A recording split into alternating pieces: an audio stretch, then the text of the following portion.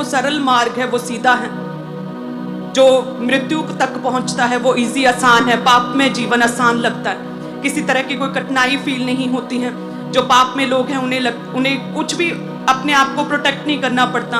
अपने आप को कंट्रोल में नहीं रखना पड़ता है, बहुत सी चीज़ों को मनाही नहीं करनी पड़ती हैं। वो स्टार्टिंग में तो कहते हैं कि बहुत इजी, बहुत सरल सा लगता है कि बहुत सिंपल है, इजी है जी, बट एंड में उसके कहते हैं कि डेथ है, उसमें हार है, शर्मिंदगी है। और परमेश्वर के रास्तों पर बहुत से वचन, जब कोई नया व्यक्ति प्रभु में आता है तो वो कहता है कि ये वचन कितना कठिन है, किस तरह से पाप से बचे रहें, कैसे ना हम आंखों से बुरा देखें, कैसे ना हम बुरा सोचें, कैसे हम अपने पड़ोसी से प्रेम करें, वो तो मेरे साथ इतनी लाग डांट करता, कैसे प्रेम करूं, ये कैसे पॉसिबल है कि मैं माफ कर दूं।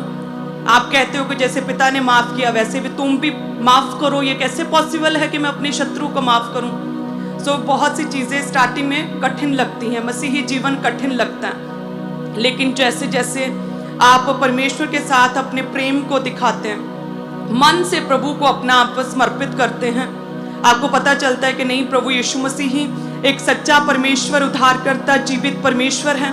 देन आप पूरे मन से प्रभु को जब स्वीकारते हैं तो सेम इसी तरह से जैसे स्टार्टिंग में कोई डाइटिंग करता है तो 10-15 दिन बहुत ज़्यादा क्रेविंग्स होती हैं, और उसके बाद बंदा उस फूड के साथ, उस डाइटिंग वाली चीज़ों के साथ, कम कैलोरी वाली चीज़ों के साथ 10-15 दिन के बाद वो यूज टू हो जाता है। सेम उसी तरह से परमेश्वर का वचन है। जब आप 10-15 दिन स्टार्टिंग में जब आप प्रेयर्स करते हैं, जब आप रोज़ बाइबल पढ़ते हैं तो आपको बोरिंग लग सकता है कि अरे नहीं, ये तो मैंने टीवी देखना था, मैं अभी बाइबल पढ़ रहा हूँ, मैं बाइबल पढ़ रहा हूँ, बाहर धूप है, छाँव है, कभी बारिश हो रही, लाइट कभी आ रही है कभी जा रही है,